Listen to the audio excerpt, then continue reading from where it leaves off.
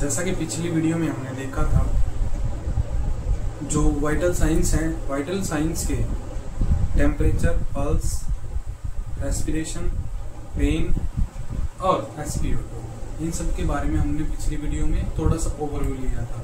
लेकिन आज की इस वीडियो में हम देखेंगे सिर्फ और सिर्फ टेम्परेचर के बारे में। इतना भी जो डिटेल्ड पोर्शन होगा टेम्परेचर के बारे में, उन सब की हम क्या करेंगे, आज स्टडी करेंगे। ठीक है, जैसा कि टॉपिक मेंशन है टेम्परेचर, तो टेम्परेचर होता क्या है?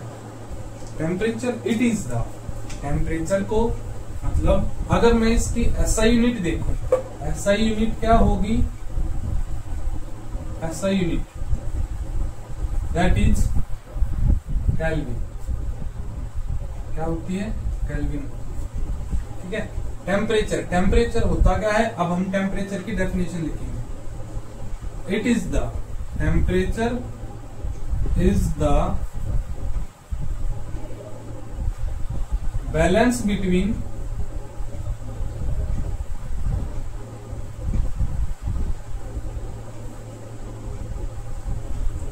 heat production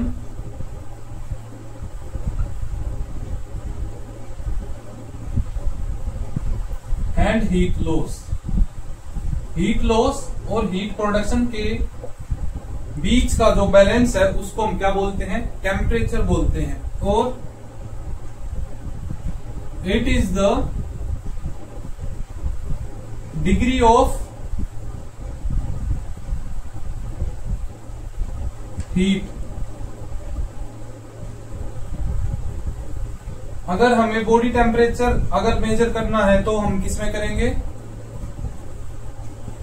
या तो हम डिग्री सेल्सियस में करेंगे या डिग्री फ़ारेनहाइट में करेंगे। ठीक है, इतना आ गया समझ में? क्लियर हुआ? देखो, SI यूनिट होती है टेम्परेचर की केल्विन, और ये बैलेंस होता है किस के बीच का? Heat production and heat loss के बीच का। ठीक है, और it is the degree of heat. अब मेजरमेंट किस में करेंगे? डिग्री सेल्सियस या डिग्री फ़ारेनहाइट में हम इसको क्या करेंगे? मेजर करेंगे।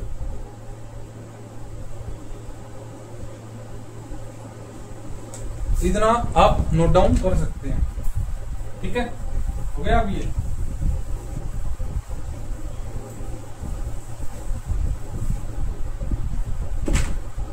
अब जैसे कि मैंने बोला आपको, ये बैलेंस है किस किस के बीच में? हीट प्रोडक्शन के बीच में और हीट लॉस के बीच में। तो कुछ तरीके होते हैं। क्या होते हैं? कुछ तरीके होते हैं हीट लॉस के और हीट प्रोडक्शन के। जो हीट लॉस है उसको हम बोलते हैं थर्मोलाइसिस, हीट प्रोडक्शन को हम बोलते हैं थर्मोजेनेसिस। तो वेज लिखते हैं हम किसके? थर्मोलाइसिस के एंड थर्मोजेनेसिस के। ठीक है, सबसे पहले हम लिखेंगे किसके बारे में? थर्मोजेनेसिस के वेज के बारे में। वेज ऑफ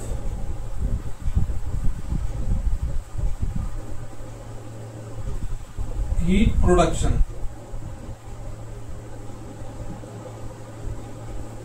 हीट प्रोडक्शन को हम क्या बोलते हैं? थर्मोजेनेसिस।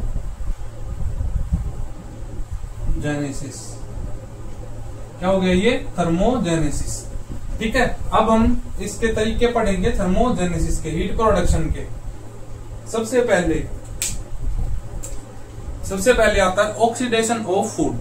फूड के ऑक्सीडेशन से जो हमें एनर्जी मिलती है, ठीक है, उससे क्या होती है? हीट प्रोड्यूस होती है। तो सबसे पहले हम क्या लिखेंगे? ऑक्सीडेशन ऑफ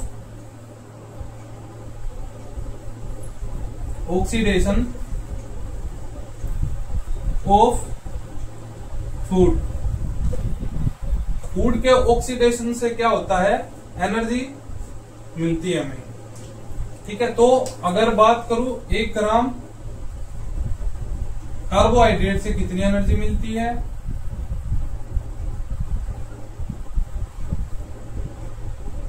1 ग्राम प्रोटीन से कितनी एनर्जी मिलती है?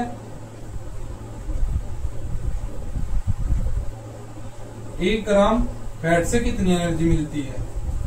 1 ग्राम कार्बोहाइड्रेट से हमें कितनी एनर्जी मिलती है प्रोटीन से, और 1 ग्राम फैट से कितनी एनर्जी मिलती है वो हम यहाँ पे लिखेंगे। ठीक है, 1 ग्राम कार्बोहाइड्रेट से 4 किलो कैलोरी यानी कि 4 किलो कैलोरी, वहीं पे अगर प्रोटीन की बात करूं तो प्रोटीन पे भी हमें कितनी मिलती है 4 किलो कैलोरी।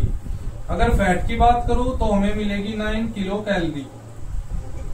ठीक है।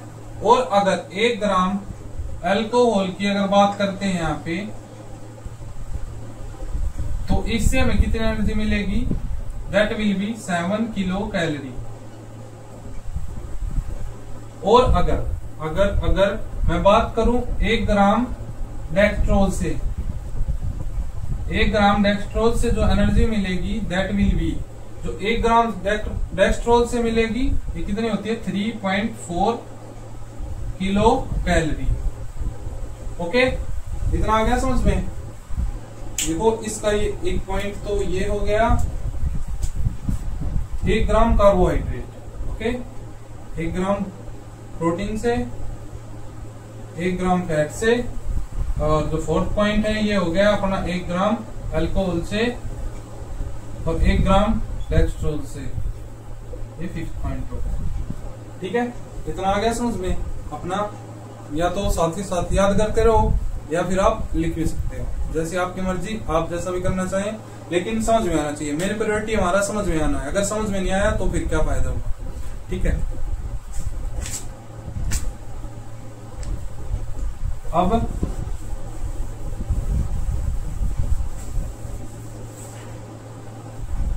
सेकेंड वन इज, इसका जो हीट प्रोडक्शन है इसका दूसरा, specific dynamic action of the food. Specific dynamic action of food. अभी सब्सक्राइब करें।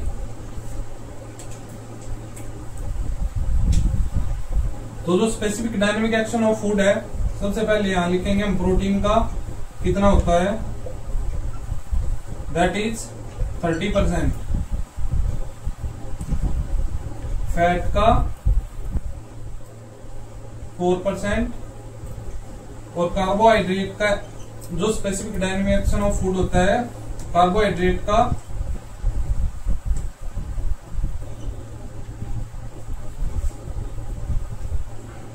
5 to 6%। और अगर इनका mix specific dynamic action of food देखें, मतलब कि इनका प्रोटीन, फैट और कार्बोहाइड्रेट अगर कोई अपनी डाइट में तीनों एक साथ ले रहा है और उसका specific dynamic action of food देखना है, तो वो कितना देखने को मिलेगा, दैट विल बी 12%। ओके,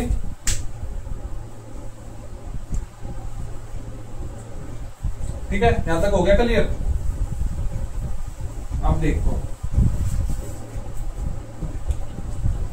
जो तीसरा पॉइंट है हमारा कौन सा, ये हो जाएगा exercise, and 4th one is increase the activity of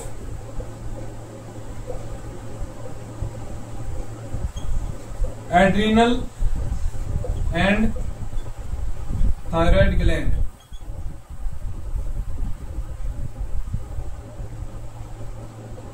तो ये कुछ रास्ते हैं जिनसे क्या होता है, हीट प्रोडक्शन होता है, दैट इज थर्मोजेनेसिस होता है।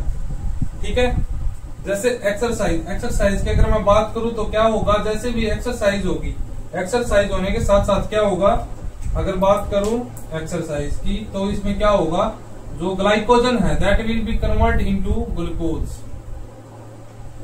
ये कन्वर्ट हो जाएगा, कन्वर्ट कर लो या फिर ब्रेक डाउन कर लो। ठीक है, ग्लाइकोजन किसमें, ग्लूकोज में। ग्लूकोज क्या होता है, ये मेन एनर्जी का सोर्स होता है हमारे लिए।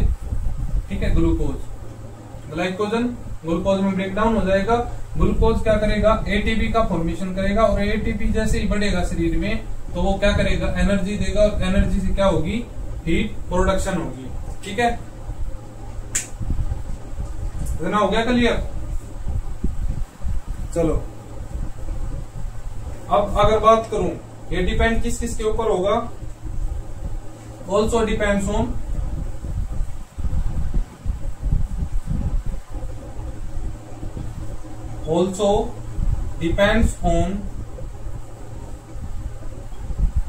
environmental conditions। environmental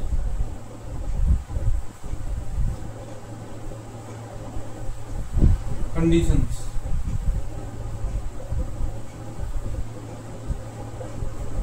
ठीक है, ये एनवायरमेंटल कंडीशन पे भी डिपेंड करता है। अब इसके बाद वेज देखेंगे हम किसके, हीट लॉस के।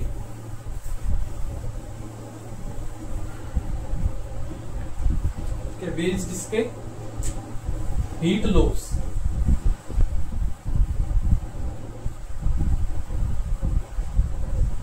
हीट लॉस का मतलब हो गया हमारे पास क्या, that is thermolysis.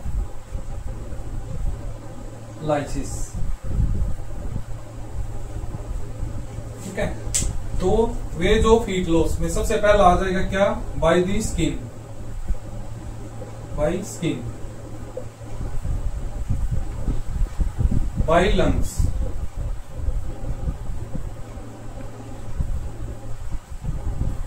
Number 3 bye kidney,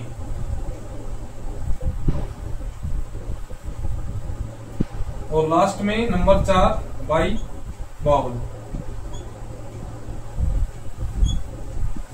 ये 4 तरीके हैं जिनसे हमारी बॉडी है जो हीट लॉस करती है। ठीक है, जो सबसे मेन तरीका इनमें से वो हो जाएगा हमारे पास क्या, that is by the skin. Skin, ठीक है, तो अब हम किसके बारे में, स्किन के द्वारा हीट लॉस के वेज या फिर मेथड जो फॉलो करती है हमारी स्किन, उनके बारे में अब हम पढ़ेंगे। ठीक है, तो बाय स्किन।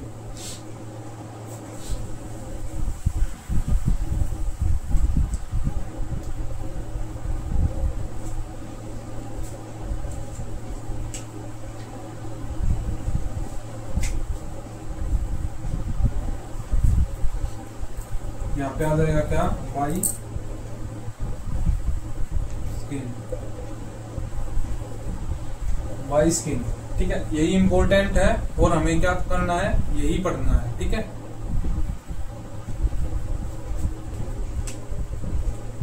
उसके अब क्या पढ़ेंगे हम, बाय स्किन, यानी कि स्किन के द्वारा हीट लॉस के तरीके। तो सबसे पहले हम क्या पढ़ेंगे, radiation method, that is radiation.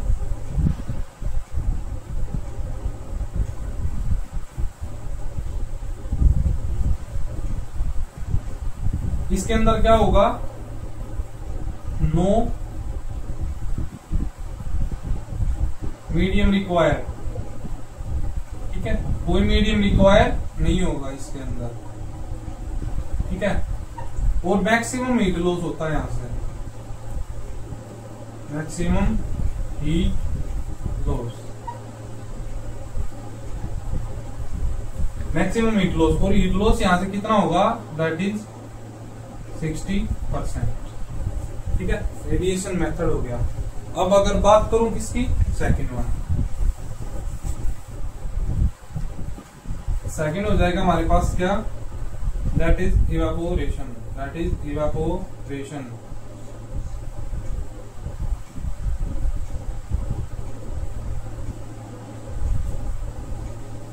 अगर इवापोरेशन की बात करूं तो क्या होगा, वेपर्स में कन्वर्ट हो जाएगा क्या,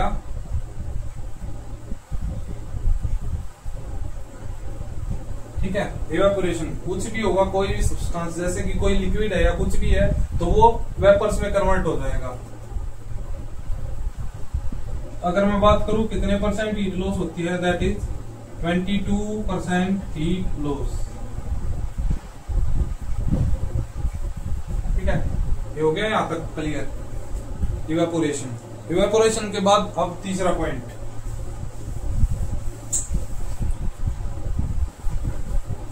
and the third one is convection,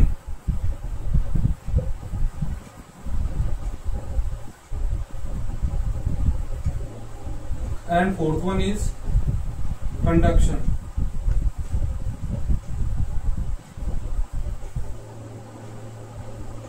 देखो जो कन्वेक्शन है, कन्वेक्शन की अगर मैं बात करूं, जो सर्कुलेटिंग एयर है, सर्कुलेटिंग एयर के थ्रू, सर्कुलेटिंग एयर के थ्रू क्या हो जाएगा, हीट लॉस।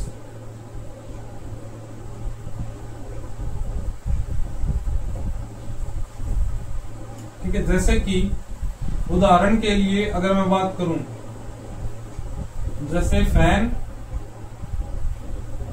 एसी या कोई भी window. Conduction with direct contact, with direct contact to other surface।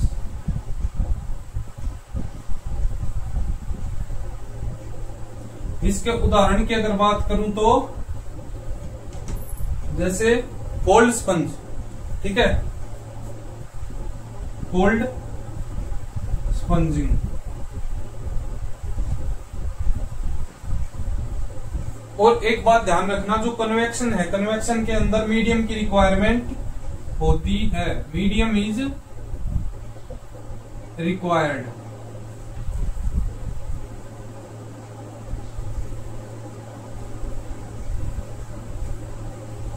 ठीक है, यहां पे मीडियम इज रिक्वायर्ड। ठीक है, तो ये कितना होता है, 12 से 15%। और अगर कंडक्शन की बात करूं तो ये 3 से 5%। ठीक है,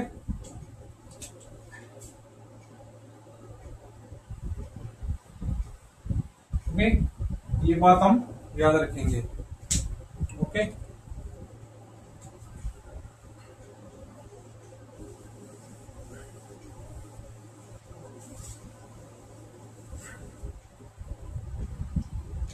अब देखो, अब हम किसके बारे में पढ़ेंगे, रेगुलेशन। रेगुलेशन किसके द्वारा होता है, हमारे टेम्परेचर का। हमारी बॉडी जो टेम्परेचर मेंटेन करती है, इनकी थर्मोजेनेसिस, थर्मोलाइसिस होता है, वो किसके द्वारा होता है, हाइपोथैलेमस के द्वारा।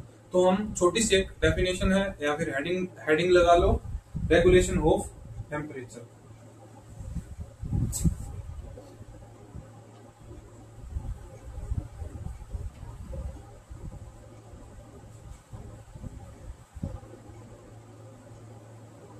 रेगुलेशन ऑफ टेम्परेचर,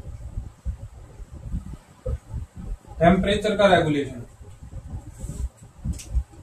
किसके द्वारा होता है, that is hypothalamus. Hypothalamus is responsible for temperature regulation. Hypothalamus के एंटीरियर हाइपोथैलेमस, क्या ये एंटीरियर हाइपोथैलेमस और पोस्टीरियर हाइपोथैलेमस।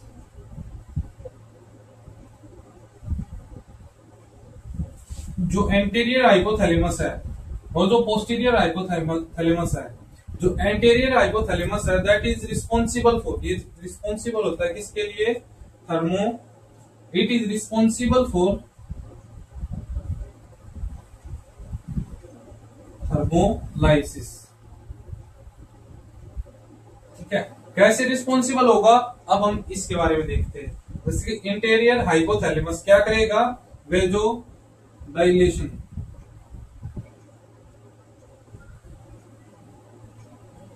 वह जो डाइलेशन के साथ साथ ही क्या करेगा, स्वेटिंग।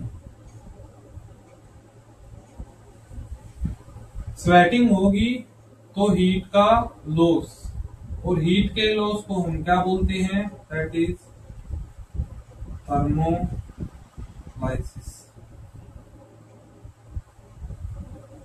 ठीक है, एंटीरियर हाइपोथैलेमस। अब देखो, posterior hypothalamus is responsible for thermogenesis. ठीक है, तो ये कैसे क्या करेगा,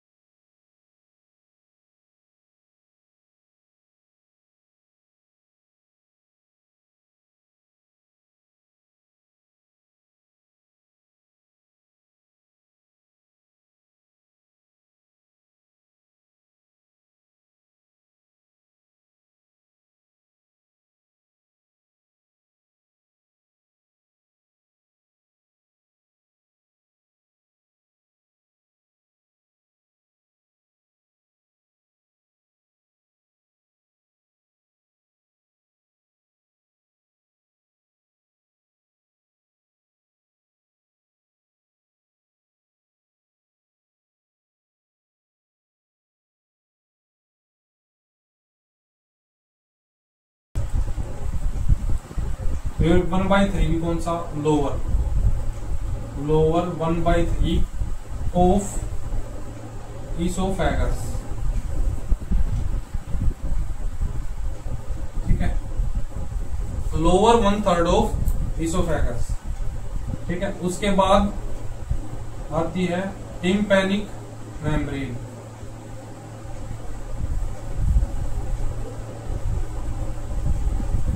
उसके बाद आता है रेक्टम,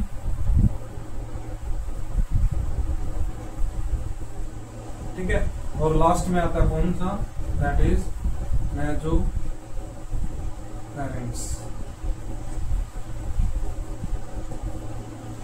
ठीक है। ये हमारी हो गई सरफेस बॉडी टेम्परेचर की बात हो गई और कोर बॉडी टेम्परेचर की बात हो गई, ठीक है। अब बात करेंगे किसकी,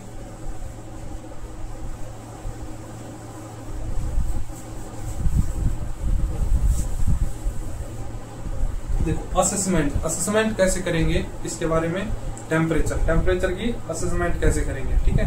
अब उसकी बात करते हैं, असेसमेंट ऑफ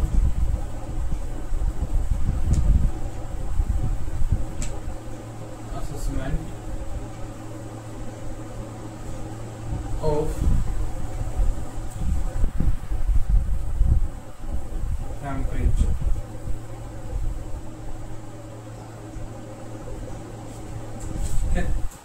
सबसे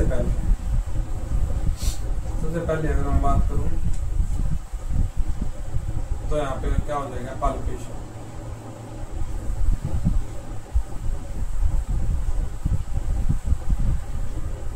नंबर 2 थर्मामीटर।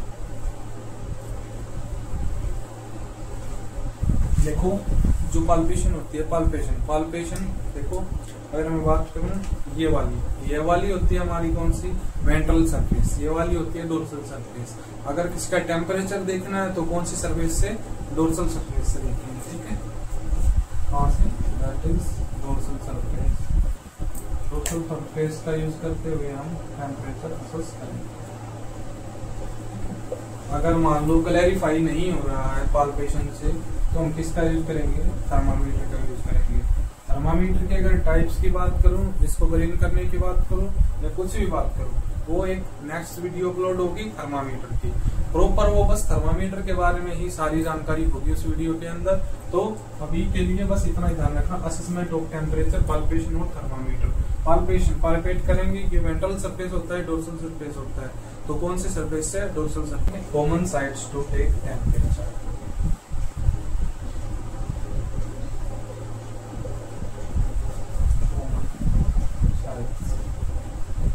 कॉमन साइट्स में सबसे पहला आता हमारे पास ओरल।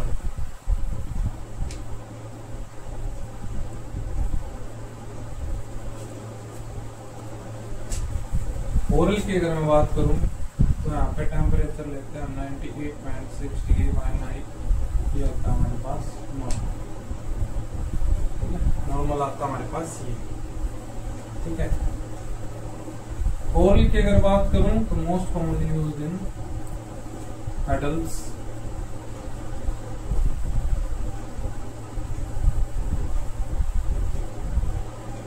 मोस्ट कॉमनली किसमें यूज होता है, एडल्ट्स के अंदर यूज होता है, नॉर्मल वैल्यू आती है ये, ठीक है। और अगर बात करूं इसकी, not used in children less than 6 years, 6 साल से कम के बच्चों में कभी भी ओरल जो टेम्परेचर है वो नहीं लेना चाहिए, ठीक है।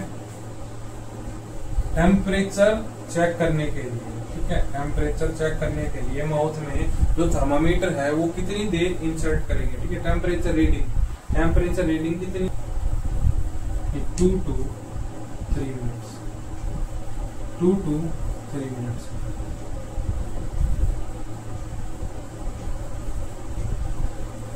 ठीक है। कितने में, 2 to, अब देखो क्या है, 2 to 3 मिनट्स हो गया। अब देखो अगर एक नोट लिखो स्पेशल,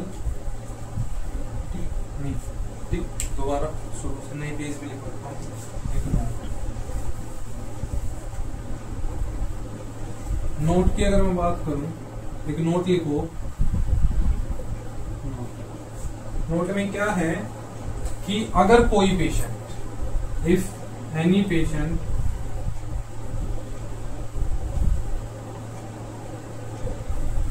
इसके साथ स्मोकिंग, अगर किसी पेशेंट ने स्मोकिंग कर रखी है या कोई भी हॉट या कोल्ड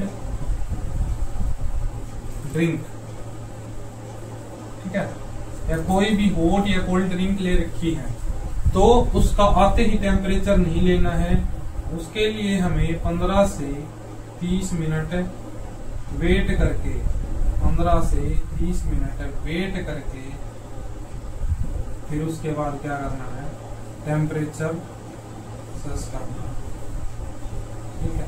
क्योंकि अगर हम 15 से 30 मिनट का वेट नहीं करेंगे तो उसमें क्या होगा, फॉल्स रीडिंग के चांस बढ़ सकते हैं, ठीक है। ध्यान रखने योग्य है ये बात, ध्यान रखें। अब देखो कुछ कॉन्ट्रा इंडिकेशंस होते हैं किसकी, ओरल टेम्परेचर।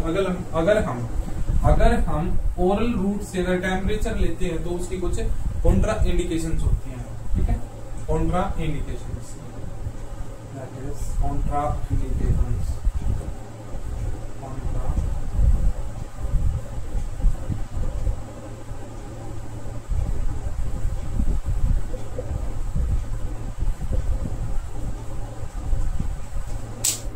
कॉन्ट्रा इंडिकेशन की अगर मैं बात करूं, देखो किसी की अगर ओरल सर्जरी हो रखी है, ओरल सर्जरी हो रखी है, अभी मैंने बताया था लेस देन 6 इयर्स कोई चाइल्ड है उसके लिए कॉन्ट्रा इंडिकेशन का मतलब क्या होता है कि इनको हमें जो ओरल रूट से हम टेम्परेचर चेक कर रहे हैं वो हमें नहीं करना, ठीक है। किसी को oral surgery less than 6 years of child. सबसे इंपॉर्टेंट अगर बात करूं ऑक्सीजन मास्क, अगर कोई पेशेंट ऑक्सीजन थेरेपी पे है तो ये नहीं कि हम ऑक्सीजन मास्क को हटा देंगे सिर्फ टेम्परेचर लेने के लिए, नहीं, ठीक है। तो इसमें क्या होता है, कॉन्ट्रा इंडिकेटेड होता है, ठीक है। ऑक्सीजन जो थेरेपी है ना, ऑक्सीजन थेरेपी मतलब क्या, अब इम्पोर्टेंस क्या है हमारे लिए, इम्पोर्टेंट एक टाइम पे इम्पोर्टेंट क्या होता है हमारे लिए, पेशेंट की जान बचाना, लेकिन टेम्परेचर लेना इतना इम्पोर्टेंट नहीं है जितनी की ऑक्सीजन थेरेपी है। तो कभी भी टेम्परेचर लेने के लिए ऑक्सीजन की जो, कभी भी टेम्परेचर लेने के लिए ऑक्सीजन सप्लाई को कभी नहीं रोकना है, ठीक है। जो मास्क है वो लगा रहने देना है, ठीक है। अगर मान लो किसी को क्या है, फ्रीक्वेंट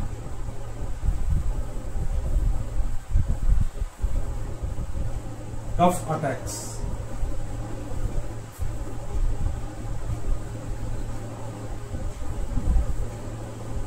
ठीक है, तो ये कॉन्ट्रा इंडिकेशन है किसकी, ओरल रूट की। ओरल रूट से अगर टेम्परेचर लेना तो उसकी कॉन्ट्रा इंडिकेशन है। दूसरा रूट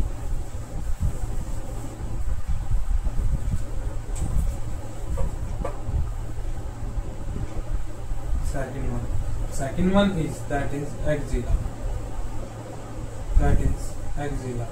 एक्जिला की अगर मैं बात करूं तो जैसे वहां पे 98.6 था, यहाँ पे जो रीडिंग आएगी वो कितनी आएगी, दैट इज 97.6 आएगी, 97.6 डिग्री फ़ारेनहाइट आएगी, ठीक है। ये मोस्ट मतलब कैसा होता है, मोस्ट कॉमनली यूज्ड एक्जिला जो रूट है टेम्परेचर टेकिंग के लिए मोस्ट कॉमनली किस में यूज किया जाता है, मोस्ट कॉमनली यूज्ड इन किस में, इन्फेंट एंड चाइल्ड में, ठीक, इन्फेंट में और चाइल्ड में मोस्ट कॉमनली क्या करते हैं, हम यूज करते हैं, ठीक है। अब देखो जो टेम्परेचर की रीडिंग है, ठीक है, जो टेम्परेचर का रीडिंग कितने टाइम में, टाइम की अगर मैं बात करूं तो कितनी, 4 to 5 मिनट्स, ठीक है। जो टेम्परेचर की रीडिंग है एक्जिला में जो टेम्परेचर की रीडिंग है वो 4 to 5 मिनट्स, 4 to 5 मिनट्स, या कहीं कहीं बुक्स में क्या लिखा मिलता है, 3 to 5 मिनट्स, जैसे उसकी कॉन्ट्राइंडिकेशन थी ओरल रूट की, वैसे ही एक्जिला जो रूट है उसकी भी क्या है, कॉन्ट्रा इंडिकेशंस। कॉन्ट्रा इंडिकेशंस है तो जो कॉन्ट्रा इंडिकेशंस है कौन कौन सी हैं, जैसे अगर मान लो किसी का एक्जिला की सर्जरी हो रखी है, या फिर किसी की ब्रेस्ट की सर्जरी हो रखी है, या फिर लिम्फ नोड कार्सिनोमा,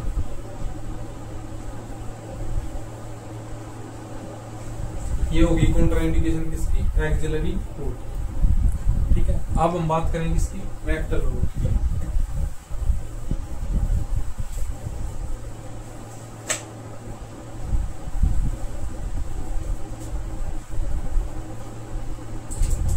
यहाँ पे आता है तीसरे नंबर पे रेक्टल रूट। ठीक है, रेक्टल रूट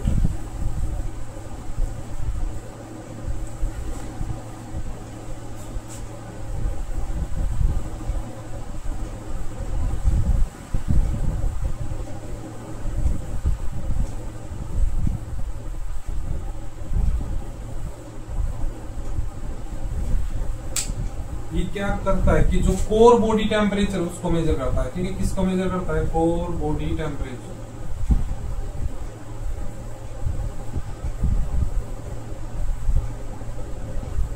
यहाँ पे जो रीडिंग आएगी टेम्परेचर की वो 99.6 degree Fahrenheit. Okay, most reliable method होता है,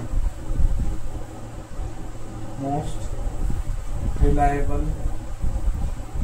ठीक है, क्या होगा, मोस्ट रिलायबल होने के साथ साथ ये कैसा होगा, मोस्ट एक्यूरेट। ठीक है, मोस्ट रिलायबल होगा, मोस्ट एक्यूरेट होगा, most reliable and most accurate method. Most reliable होगा, मोस्ट एक्यूरेट मेथड होगा। 2 से 3 मिनट की रीडिंग देनी पड़ेगी। कितनी, 2 से 3 मिनट की रीडिंग से काम चल जाए। लेकिन अगर मैं बात करूं, जो थर्मामीटर है वो इंसर्शन कितनी करेंगे, थर्मोमीटर इंसर्शन ऑफ थर्मामीटर। ठीक है, इंसर्शन ऑफ थर्मामीटर। अगर बात करो इसकी अडल्ट की, अडल्ट में जो इंसर्शन करेंगे, ठीक है, इन्फेंट में तो ये कॉन्ट्राइंडिकेटेड रहेगा, इसलिए यहाँ क्या आएगा, चाइल्ड आएगा। ठीक है, एडल्ट में करेंगे दैट इज 1.5 इंचेस और 1 इंचेस इंसर्ट करेंगे किसमें, चाइल्ड में। ठीक है, अब इसकी क्या होगी, कुछ कॉन्ट्राइंडिकेशंस।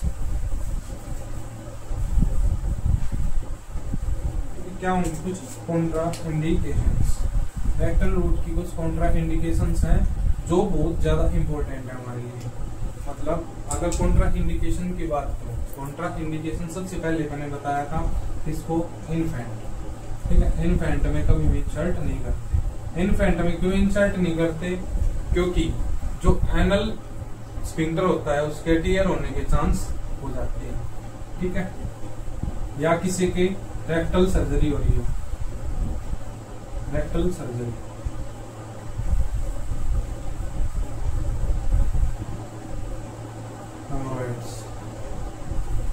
हेमोरॉइड्स हो किसी को।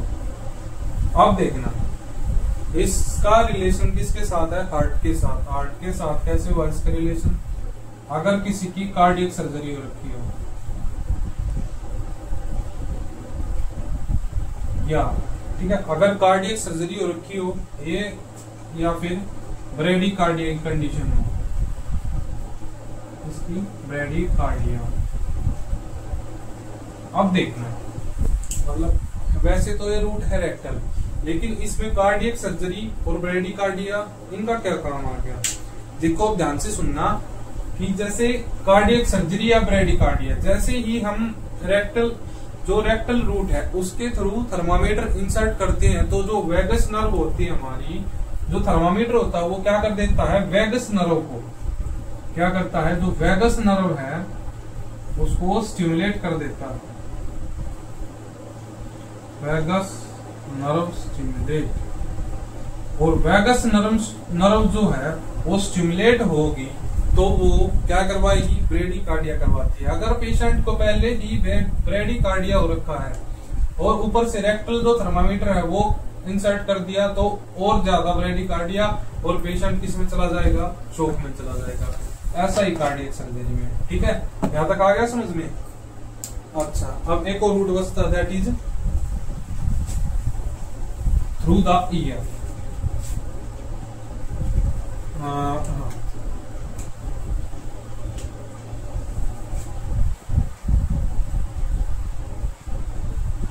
ईयर के थ्रू हम टेम्परेचर चेक करते हैं।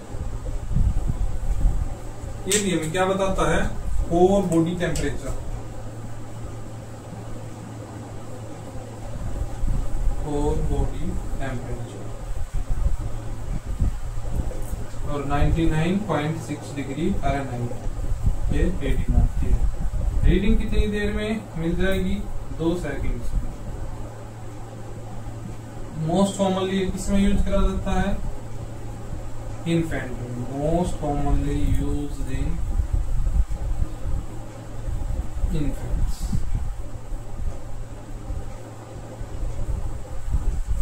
ठीक है, ये मोस्ट कॉमनली इन्फेंट में। तो ये हो गया हमारे पास क्या, हम किन किन मोस्ट कॉमन साइट से टेम्परेचर की मेजरमेंट ले सकते हैं। ठीक है, तो हमने यहाँ पे 4 साइट पढ़ी। सबसे पहले हमने किसके बारे में पढ़ा, ओरल के बारे में पढ़ा, फिर उसके बाद एक्जिला, फिर उसके बाद रेक्टल, और अब इसके बारे में पढ़ लिया, दैट इज ईयर के बारे में। ठीक है, और अब हम पढ़ेंगे इसके बारे में, टेम्परेचर की कुछ क्लासिफिकेशन के बारे में। कर दो।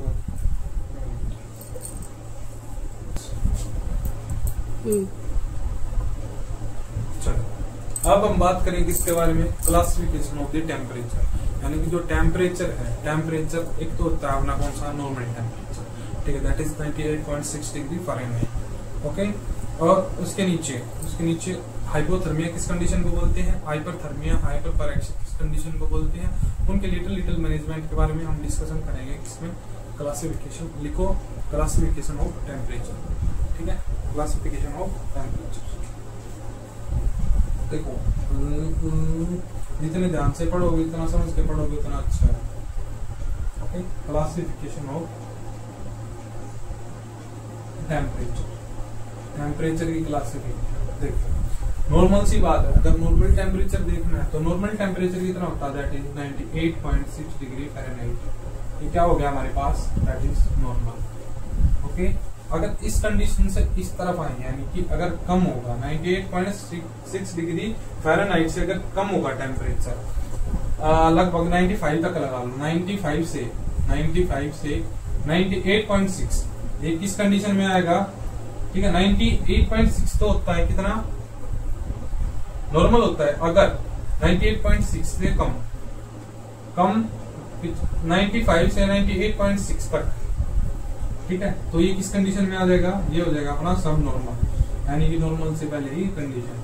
ओके, क्या हो जाएगा, सब नॉर्मल।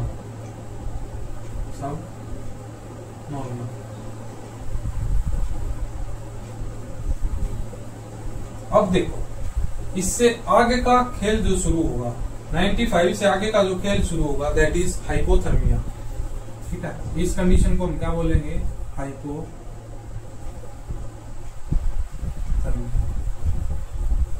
ठीक है, जो हाइपोथर्मिया है इसकी 3 अलग अलग स्टेज हैं, जैसे mild, moderate, severe. Okay, mild, moderate, severe. अगर माइल्ड की बात करूं तो 90 से 95 डिग्री फ़ारेनहाइट। मॉडरेट की बात करूं 86 से 90 डिग्री फ़ारेनहाइट, और अगर सीवियर की बात करूं less than 86 degree Fahrenheit. Okay, ये हो गया अपना कौन सा, हाइपोथर्मिया का classification, mild, moderate, severe. Okay, अब देखो, अगर मैनेजमेंट, अगर मान लो हमें मैनेजमेंट करनी है, क्या करनी है इसकी मैनेजमेंट, तो सबसे पहले आइडेंटिफाई द कोज। कोज को हम क्या करेंगे, आइडेंटिफाई करेंगे। क्या करेंगे, कोज को आइडेंटिफाई। ठीक है, ध्यान से सुनो। हम सबसे पहले क्या करेंगे, आइडेंटिफाई द कोज। आइडेंटिफाई करेंगे किसको, कोज।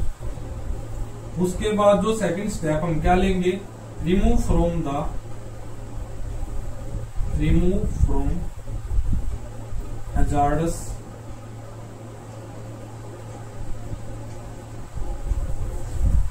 hazardous environment।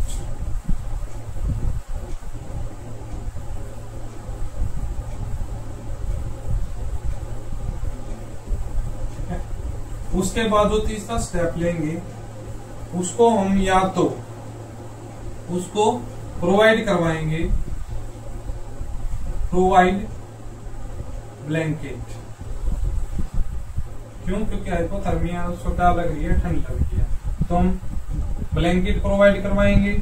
या फिर हॉट ड्रिंक्स जैसे कि चाय या कॉफी, ये प्रोवाइड करवाएंगे और उसका जो टेम्परेचर है वो नॉर्मल तक लेके आने की हम क्या करेंगे, कोशिश करेंगे। ठीक है, ये होगी किसकी मैनेजमेंट, हाइपोथर्मिया के। ठीक है, इसके साथ साथ हम क्या उसको हीटर भी लगा सकते हैं, हीटर का भी यूज कर सकते हैं। तो यहाँ पे होगी ये हाइपोथर्मिया। हाइपोथर्मिया की 3 कंडीशन बता दी, माइल्ड, मॉडरेट, सीवियर के बारे में बता दिया, मैनेजमेंट होगी। ठीक है, ये अब देखो, अब कहानी शुरू होती है किसके बारे में, हाइपरथर्मिया के बारे में। ठीक है, अगर देखो यहां से ज्यादा 98.6 डिग्री से फ़ारेनहाइट से ज्यादा 99.2 है, 99.2 डिग्री फ़ारेनहाइट, ये किस कंडीशन में आ जाएगा, ये हो जाएगा हमारे पास फीवर। ठीक है, फीवर की ग्रेड होती है 3, low grade fever, moderate and एक होता है हाई। ठीक है, low grade fever, low grade fever, high grade fever देखो होता है मॉडरेट। देखो अगर लो ग्रेड की अगर बात करूं तो 99 से 100 डिग्री फ़ारेनहाइट। ओके, अगर मॉडरेट की बात करूं और हाई की बात करूं तो हाई होता है 103 से 105 डिग्री फ़ारेनहाइट। मॉडरेट की बात करूं तो 100 से 103 डिग्री फ़ारेनहाइट। और उसके बाद कंडीशन शुरू हो जाती है hyper pyrexia and hyperthermia, hyper pyrexia and hyperthermia. ये कंडीशंस आएंगी कब, जब टेम्परेचर हो जाएगा greater than 105 degree Fahrenheit. Hyper pyrexia and hyperthermia. चलो अब मैनेजमेंट करेंगे हम किसकी, हाइपर पायरेक्सिया, हाइपरथर्मिया। ठीक है, सबसे पहले बताऊंगा किसके बारे में, हाइपर पायरेक्सिया एंड हाइपरथर्मिया के बारे में। ओके, तो ये क्या क्या होती है, दोनों मतलब देखो 105 डिग्री फ़ारेनहाइट पे दोनों कंडीशंस बोली जाएंगी, लेकिन ये अलग अलग होती है। ये होती क्या क्या है उनके बारे में हम डिस्कस करते हैं।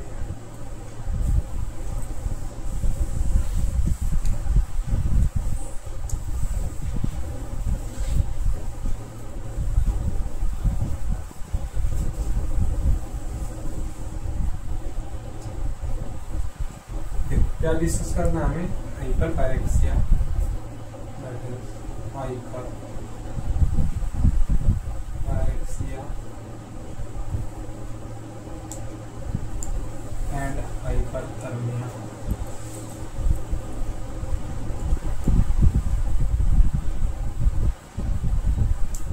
देखो एक मतलब सिंपल सी बात है, hyper pyrexia and hyperthermia. Hyper pyrexia क्या होता है और हाइपरथर्मिया क्या होता है, दोनों कंडीशन का मैंने बताया था कि ग्रेटर देन 105 डिग्री फ़ारेनहाइट, मतलब 105 डिग्री फ़ारेनहाइट से ज्यादा टेम्परेचर होगा तो हम हाइपर पायरेक्सिया भी बोलेंगे, हाइपरथर्मिया भी बोलेंगे। अगर इन्फेक्शन के कारण, कोई भी इन्फेक्शन है, इन्फेक्शन के कारण अगर टेम्परेचर इंक्रीज हो रहा है ग्रेटर देन इन्फेक्शन के कारण अगर टेम्परेचर इंक्रीज हो रहा है ग्रेटर देन 105 डिग्री फ़ारेनहाइट तो हम बोलते हैं हाइपरपैरेक्सिया, हाइपरथर्मिया। कोई भी एनी एनवायरमेंटल कंडीशन, कोई भी एनी एनवायरमेंटल कंडीशन, कोई भी एनवायरमेंटल कंडीशन, ठीक है, जो कि कैसी हो, मान लिया हो, ठीक है। इसका best example that is heat stroke, ठीक है। अब हम क्या करेंगे इन दोनों की मैनेजमेंट।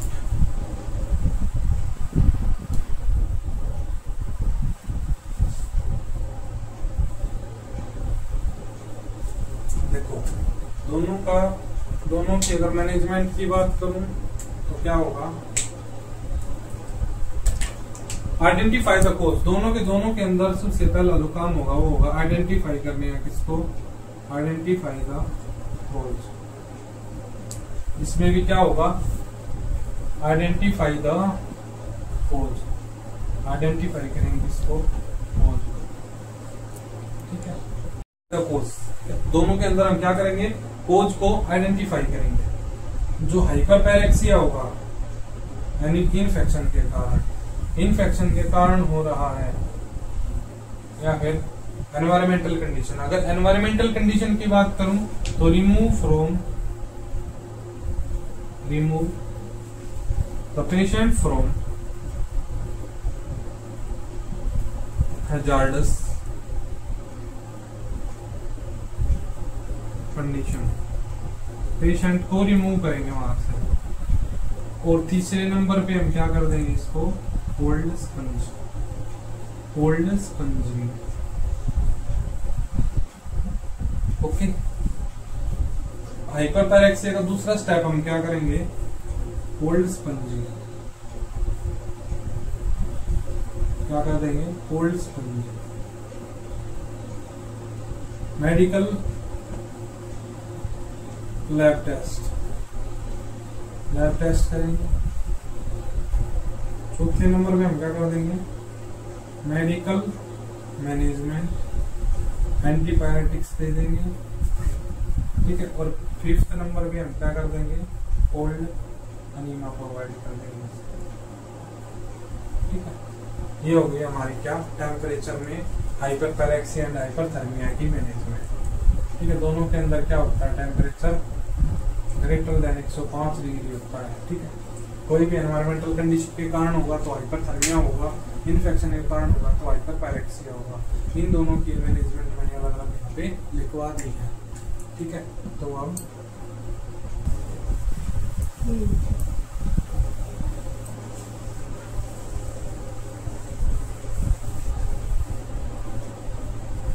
देखो, अब हम किसके बारे में बात करेंगे, effect of temperature on our body system. अलग अलग सिस्टम पे हमारे टेम्परेचर का क्या क्या असर पड़ता है। टेम्परेचर अगर इंक्रीज हो रहा है तो हमारे जो बॉडी के जो सिस्टम्स हैं, अलग अलग सिस्टम्स हैं, उन पे जो टेम्परेचर इंक्रीज हो रहे हैं उनका क्या असर पड़ रहा है, ठीक है। तो इसके बारे में हम पढ़ेंगे। ऑफ टेम्परेचर, हेडिंग लगाओ, effect of temperature on body system.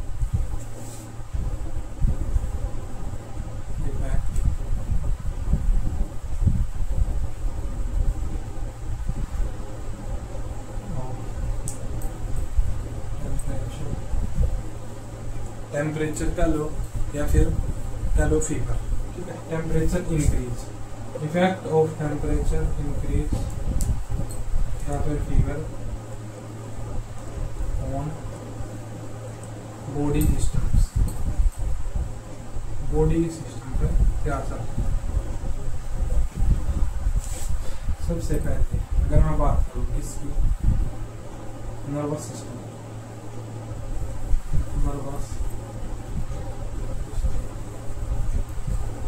Nervous system की अगर बात करूं तो हेडेक होगा, हेडेक देखने को मिलेगा, इरिटेशन देखने को मिलेगी और इंसोम्निया देखने को मिलेगा। Headache,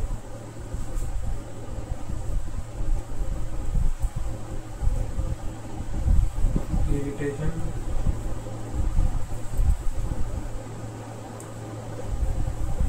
and insomnia,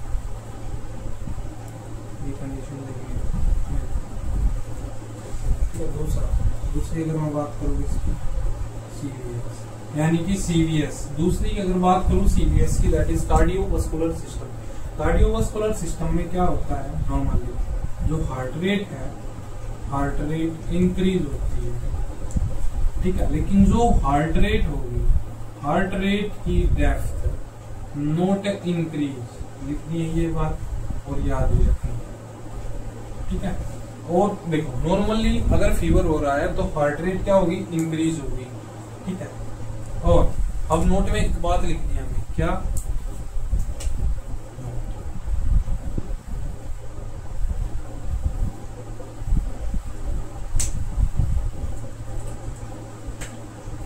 typhoid. In case of typhoid, अगर टाइफाइड का फीवर हो रहा है तो हार्ट रेट हमें क्या देखने को मिलेगी, दैट विल डिक्रीज देखने को, ठीक है। अगर टाइफाइड का फीवर है तो हार्ट रेट डिक्रीज देखने को मिलेगी हमें, ठीक है।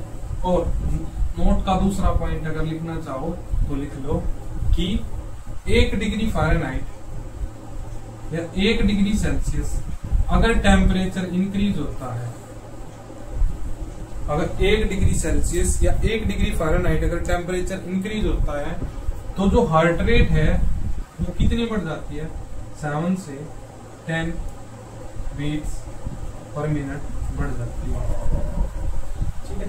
ये बात याद रखें।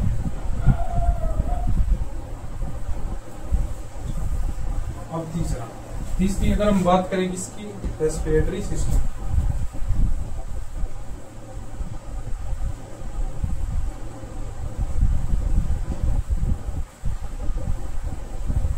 तीसरा क्या है, रेस्पिरेटरी सिस्टम है। तो हमें क्या देखने को मिलेगा, टेकीकार्डिया देखने को मिलेगा। 1 डिग्री सेल्सियस या 1 डिग्री फ़ारेनहाइट पे, 1 डिग्री सेल्सियस या 1 डिग्री फ़ारेनहाइट पे 4 ब्रीथ पर मिनट इंक्रीज होती है, ठीक है। Respiratory system, that is respiratory system. अगर रेस्पिरेटरी सिस्टम की बात करूं तो क्या देखने को मिलेगा, दैट इज टेकीकार्डिया। यहाँ पे क्या देखने को मिलेगा, टेकीकार्डिया देखने को मिलेगा, ठीक है। अगर 1 डिग्री सेल्सियस या 1 डिग्री फ़ारेनहाइट पे, 1 डिग्री सेल्सियस या 1 डिग्री फ़ारेनहाइट पे 4 ब्रीथ पर मिनट इंक्रीज देखने को मिलेगी। अगर मान लो 1 डिग्री सेल्सियस या 1 डिग्री फ़ारेनहाइट से टेम्परेचर इंक्रीज हो रहा है तो 4 ब्रीथ पर मिनट इंक्रीज होगी। देखो अब चौथे नंबर पे हम अगर बात करें इसकी, GIT।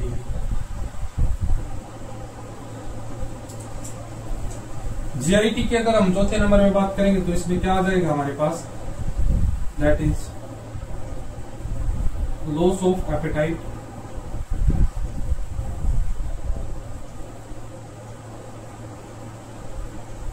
Nausea, vomiting and one of them is dry mouth, ठीक है। तो ये सिस्टम, ये हो गया GIT सिस्टम के बारे में। अब रह गया कौन सा हमारा, मस्कुलो, हमारे फीवर का क्या असर पड़ेगा, मस्कुलोस्केलेटन पे फीवर का क्या असर पड़ेगा, ठीक है। जो मस्कुलोस्केलेटन, एक तो हो जाएगा क्या, सीजर की activity, seizure activity increase, seizures जो है उसकी एक्टिविटी इंक्रीज देखने को मिलेगी। फिर उसके बाद क्या देखने को मिलेगा, मसल एके यानी कि पेन, ठीक है। बॉडी एके,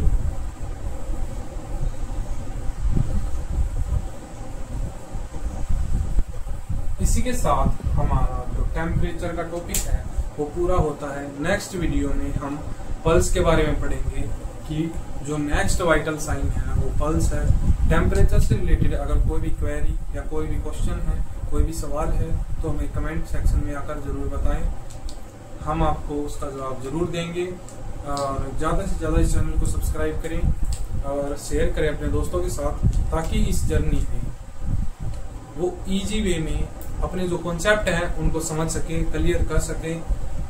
अगर कोई भी बच्चा अगर ये चाहता है कि इस टॉपिक पे प्रॉपर वीडियो बने, कोई भी टॉपिक हमें बताएं कमेंट सेक्शन में कि हमें ये टॉपिक चाहिए, और उस टॉपिक पे इजी अगर वीडियो चाहता है, इजी नोट्स अवेलेबल चाहता है, या इजीली कैसे समझ में आए वो चाहता है, तो हमें कमेंट करके जरूर बताएं।